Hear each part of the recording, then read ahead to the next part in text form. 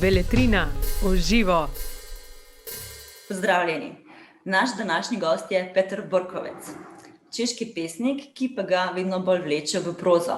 Je eden od ustanoviteljev praške kavarne Fra, ki organizira javna branja pesnikov in pisateljev in tudi njen vodja, ter nekdanji urednik revije za umetnost Souvislosti in literarne revije Literární noviny. Dobrý den, Petře, jak se máte? Dobrý den, děkuju. Jo, mám se docela dobře. Jsem na Slovensku v horách. Super, užijte si to. Tak já vás zdravím tady ze Slovenska. A vlastně dneska budeme mluvit o vaší úplně nové knize, která vyšla tady v nakladatelství Beletrina. To je sbírka vašich básní i z notranjosti, kterou přeložila vynikající překladatelka Nives Vidrich. Tato sbírka obsahuje vlastně básně z různých vašich sbírek, které jste napsal, řekněme, za posledních 20 až asi 30 let. Petře, jak byla ta sbírka vytvořena? Kdo vybíral básně vlastně? No, když někdo se rozhodne přeložit buď jednotlivou sbírku nebo výbor, tak vlastně většinou to nechávám na tom překladateli.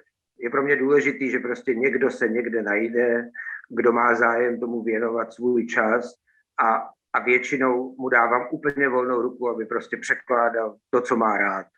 Takže já jsem výběr nechal na Nives, na paní Vidrich, a ona chtěla trošku nějaká vodítka, takže ty starší básně vycházejí z překladu, který vyšel v angličtině, z jednoho takového jako velmi dobrýho výboru, který pořídil irský básník Justin Quinn.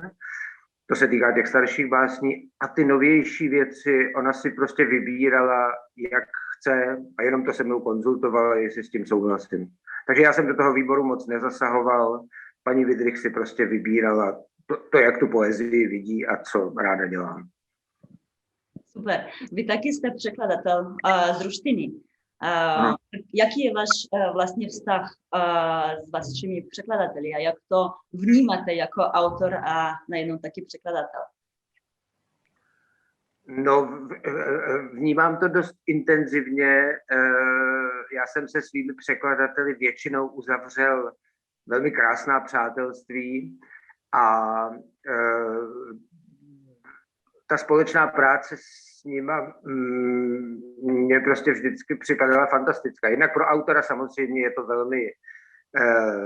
velmi krásná situace, kdy se někdo věnuje svůj čas mým věcem a já můžu celkem volně mluvit o svý poezii pořád dokola a není to trapný, to je krásný. A samozřejmě při tom vytváření, při tom nějakým trochu společným překladu, já často přicházím na různé věci, nesmysly, na věci, které nedokážu vysvětlit a vymýšlím si různé verze. Je to vždycky jako moc pěkný a musím říct, že jsem vlastně napsal, to jsou teda prozaické texty, asi 2-3 texty, které mají téma tohleto společný jako hledání nějakého výrazu. S mojí třeba německou překladatelkou neustále si kreslíme, protože ona nechápe, ona některé věci nechápe a já taky ne, tak si je musíme kreslit. A tak. Jsou to pro mě jako hezký situace a protože to znám i ze strany překladatele, tak si to dovedu představit a myslím, že spíš těm překladatelům jako opravdu pomáhám a jak říkám, nechávám jim dost volnou ruku. Já nemám tendenci ty překlady nějak hrozně probírat a ověřovat a tak dále. Vlastně si to spíš užívám na bázi takového radostného přátelství. Super. A co byste řekl, že tento výběr, co jste udělali spolu s paní Nives, co spojuje tento výběr do nějakého možná nového celku? Protože některé ty básně předchozích sbírek mezi sebou navazovaly a možná ten nový výběr přinesl nějakou novou dynamiku mezi nimi. O tom jsem moc nepřemýšlel, nevím. V každém případě je to první výběr, kdy jsou dohromady ty starší věci s novejma, protože já jsem mezi těma staršíma věcma a novejma měl takovou dlouhou pauzu, kdy jsem skoro nepsal, spíš jsem překládal a to poprvé je jako vychází dohromady, takže tam možná jsou vidět nějaký vztahy. Ono to vypadá, že jsem začal psát něco úplně jiného, řekněme kolem roku 2008, než jsem psal v 90. letech, ale myslím si, že to není pravda. Paní Wydrich má, já se v těch básních často zabývám jako zvířaty, řekněme, a lidským vnímáním zvířat, tím, jak lidi mluví o zvířatech a často taky jsou to básně, které jsou jako pokusy o to udělat báseň, jako by jí pozorovalo zvíře, nebo jako z perspektivy zvířete. Paní Wydrich má ke zvířatům, zvlášť k ptákům, dobrý vztah, docela se v nich vyzná a hlavně jí to zajímá.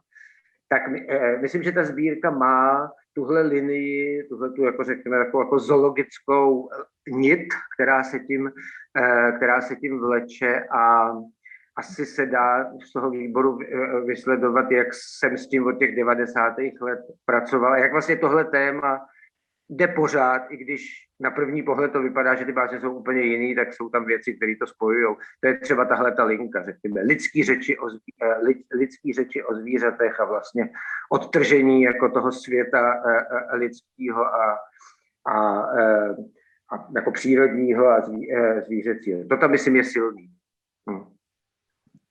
Děkuju. Pro vaše básně je typické, že jsou velmi vizuální a že přesně popisují téměř statické momenty. Jak říkáte to taky například o těch zvířatách. Jak přistupujete k psaní vlastně? Jako k psaní básní různě. To se dost mění. Jako, ano, popisy a statické věci tam jsou. No, myslím, že věřím na to, že třeba skrze dobrý pozorování a opakovaný pozorování a skrze to, že se člověk nespokojí, když na něco se dívá a něco poslouchá jako s prvním záznamem, kdy se k tomu pořád jako vrací, jak to správně popsat, tak touhle cestou se často dostanete k těm nejdivočejším metaforám a paralelním světům. Myslím, že se snažím jako nebejt svévolný, nediktovat, ale jako svoje obrazy a metafory jako cedit skrz právě jako dobrý pozorování. To myslím, že tam je. Aby třeba nějaký paralelní světy vyvstávaly jako skrze vlastně jako sledování nějakých situací, kdy člověk zůstává trochu v pozadí, tak říkám, nediktuje, nevráží se do těch věcí hned od začátku, ale spíš zůstává v pozadí a snaží se jako dobře pozorovat a díky tomu se třeba pak dostanete k něčemu, co je úplně vzdálený od toho, co pozorujete. Tak spoléhám trochu na to často, že zkrátka jako určitá jemnost přístupu ke světu vám nakonec udělá ty nejosobnější a nejdivočejší básně. No. Jo. To je jeden z přístupů. Jo, super. A pak jsem si taky někde přečetla, že vstáváte v 5:30 a pak píšete do 10. Je to pravda? Jak to vypadá například, pokud říkáte, že hodně rádi pozorujete věci, především přírodu, jdete do přírody nebo spíš zůstáváte u stola? Nebo je to různě? To já jako nemusím kvůli tomu, abych něco napsal, úplně jako si udělat plán, že musím jít něco pozorovat, abych mohl něco. To tak není. Ohledně toho ranního, no nic, já se snažím mít nějaký rytmus, to mě naučilo hlavně překládání, tam ten rytmus pravidelný prostě mít potřebujete a každý den udělat kousek, jinak to vůbec nepřibývá. A to jsem se naučil a nakonec, když už teď děti jsou velký a vlastně si můžu čas organizovat víc tam, tak ano, tak to je tak, že já vlastně většinou prostě nepíšu vlastně po 12. odpoledne, už moc ne, jak vždycky nejvíc udělám ráno. A když chci ten čas trochu prodloužit, no tak prostě vstávám. Takže já pravidelně vstávám brzy a píšu, řekněme, do 10, do 12 a snažím se to dodržovat, protože se to vyplácí. To je vlastně kvůli lenosti, protože když, nevím, vstanete jednou v 5:30 a pracujete do 10 a takhle to uděláte dvakrát, tak třetí den už se vám do tohohle rytmu chce a já to udělám celkem snadno, tak to mám. Takže píšu ráno, to je pravda. Děkuji. A pak bych ještě promluvila o některých vlastních ze sbírky Vnitrozemí, které jsou taky součástí této sbírky. Jaké sbírky? Já jsem nerozuměl, z jaké sbírky? Vnitrozemí, které jsou taky součástí této sbírky, která byla vydána u Beletrini. A například ty vlastně často popisují nějaké pozorování dění uvnitř domova, například v intimních místnostích a vztazích. A poslední rok například a půl kvůli pandemii jsme všichni byli hodně doma. Tak bych se chtěla zeptat, jestli možná toto období nějak ovlivnilo taky vašu kreativitu a psaní, jestli se něco změnilo, možná nějak se zrodily nějaké nové témata. Ani bych neřekl. Já tajně doufám, že v těch svých textech i před pandemií jsem měl nějaké věci, které prostě vlastně jako, ne, že by tu pandemii předpověděli, ale tak se jako s tou dobou a s tím, co se dělo, potom jako setkali. Já myslím, že ty moje texty nejsou moc veselý a často upozorňují jako na trošku jako konec nějakých starých vazeb a tou melancholii prožívání, tak se to jako s tou pandemií tak akorát hezky sešlo. Já jsem nic moc nezměnil, protože jsem zvyklý doma a vlastně jako dělat nejsem ve své práci zásadně jako závislej na druhých lidech. To se netýká kavárny Fra, ale my jsme přešli kompletně natáčení, takže to probíhalo. Já jsem se s autorama setkával a natáčeli jsme je. To ano, ale jinak jsem toho tak moc nezměnil. Na mě se pandemie spíš projevila, že jsem měl samozřejmě jako trochu víc času a slíbil jsem všechny věci na všechny strany a měl jsem pocit, že můžu psát od rána do večera, což se teď ukazuje, že byla chyba, že jsem toho slíbil trochu moc, ale já jsem ten čas neprožíval zas tak odlišně, jako pokud se týká nějakého mýho osobního režimu, to bylo A pak, co se týká kavárny Fra, říkáte, že taky natáčeli nějaké ty autorské čtení. Jak jste podle vás literárně akce vlastně přizpůsobili na nějaká nová média a technologii? Jo, to bylo zajímavé, ne? Tak my jsme samozřejmě začali ta čtení natáčet tak, jako by to byl prostě záznam živého vystoupení. Ale protože to trvalo dlouho, tak jsem si pak uvědomil, že to je nesmysl, že se to médium toho videa, který se pohybuje po kavárně s autorem a tak dále, dá různě využívat a jinak, než je to jako jenom záznam, prostě, než že vlastně napodobujeme živý čtení, který zaznamenáváme.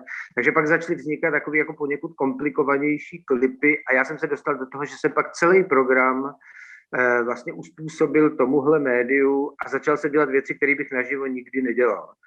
A dost mě to chytlo. Jedna z těch věcí bylo, že jsme třeba dělali a děláme vlastně pořád takový cyklus s překladatelkami, jsou to jen ženy, který jsou nejmladší, myslím, že to jsou šedesátnice, to znamená, jsou to ženy, které překládají celý život a překládají poezii a s nima jsme dělali takový jako vlastně hodinový pořady, kdy oni četli svoje básně, představovali je, já jsem se jich ptal vlastně na dost osobní věci, které se týkají vztahu osobního života a překládání. Vznikaly takový poměrně vlastně jako filmy o těch překladatelkách a udělali jsme jich 15 a ještě tak jako 4 nebo 5 bych rád udělal, protože tyhle staré dámy samozřejmě byli různě nemocný, jsou nemocný, souvisí to s pandemií, nebylo vždycky snadný to jako domluvit. No a myslím, že vznikl jako krásný cyklus, který se prostě nebude opakovat a jsem rozhodnutý a zrovna teď to dáváme dohromady, což je pozitivní na pandemii, že do toho živého programu, který doufám od září už půjde bez problému, tak budeme dál občas točit nějaká videa a budeme zvát autory. Já budu vymýšlet vlastně pořady, které jsou určeny jen pro to natočení, které prostě probíhají bez publika. Takže bychom to rádi trochu kombinovali a ta videa, které všechny jsou na stránkách FRA, tak budou nějak přibývat i když bude živý program. Super.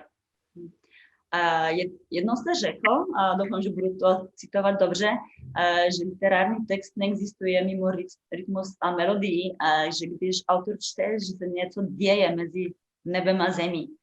To se mi moc líbilo. Tak bych se chtěla zeptat, jak prožíváte vy autorské čtení jako například autor a také jako organizátor těch různých akcí? No, jako autor já celkem čtu rád a myslím si, že jako čtení poezie je důležitý, protože přece jen poezie má jako nějaký orální základy a básník na rozdíl od prozaika může to čtení poezie velice ovlivnit, jak jako, že básně jsou poměrně krátký, takže se dá ten výběr, který předloží tomu živému publiku, udělat tak, jak by si to prostě v knize nikdy nepřečet, nakombinovat ty věci tak, jak si ten čtenář nebo divák vůbec neumí představit. A tak samozřejmě jako básníci čtou různě, dávají důraz na různé věci, si číst rytmicky po verších je prostě strhující, někdo to dělá víc, někdo méně, ale tam jako vlastně, když toho autora posloucháte, tak jako pocítíte, jak ty věci právě s rytmem, s nějakými vazbama slov a tak dále souvisely asi tak trochu, když třeba to vymýšlel. Myslím, že básník má schopnost při tom čtení vás trochu jako vrátit nebo vás provést trochu na začátek toho, jak ty texty vznikají. To mám rád. No a samozřejmě pak mám rád, což jsem vlastně nevěděl, začal jsem se v 90. letech, jsem to začal poznávat spíš jako v Německu a v Rakousku, kdy se mi moc líbilo, že ty autoři jsou schopní a dělají to báječně jako o tvorbě a o těch jednotlivých textech velmi pěkně mluvit. A tak to nikde nenajdete, to, co ten autor vlastně zaimprovizuje na tom večeru, jak reaguje na nějakou otázku a tak dále. To je prostě půvabný a někdo to umí líp, někdo tolik ne, ale já jsem se často setkal s tím, že mi ty autoři řekli, že jsem si z toho večera hlavně pamatoval vlastně tu debatu, až ta debata byla velmi zajímavá. A tak to mám na čteních taky rád. A jako organizátor asi to samý. Já jsem daleko nervóznější, když někoho představuju, než když tu sám. A ano, pro mě jsou důležité ty debaty, pak je pro mě důležitý, aby jako do toho nikdo nezasahoval, takže žádná hudba, žádný herci, to úplně nesnáším, aby ten autor tam jako stál trochu jako sám za sebe, ručil za ty svoje texty a mluvil o nich. To je situace, která jako v dnešním světě, že někdo vám představuje takové intimní věci, vlastně razantně, zároveň trochu stydlivě, protože jde o velmi intimní záležitosti samozřejmě. Ta situace je nebývalá, tak často se s ní nesetkáte. Já to mám rád, včetně jako různých pomlk, zámlk, trapných situací, které u toho vznikají, určitýho neladu, že často se stává, že někdo se zeptá, vlastně se trochu pohádá s tím autorem. Mám to rád. Myslím, že ty situace jsou velice jaksi lidský, nepředstírají věci a jdou na dřeň, a tak v dnešním světě tohle je prostě vzácný. Já myslím, že autorský čtení je taková jako čistá docela věc, která, když se zbaví nějakých nánosů, klišé a tak dále, tak může být velmi intenzivní. Jo, souhlasím s vámi. Vy teďka stále více a píšete prózu, ne? Jak se to stalo?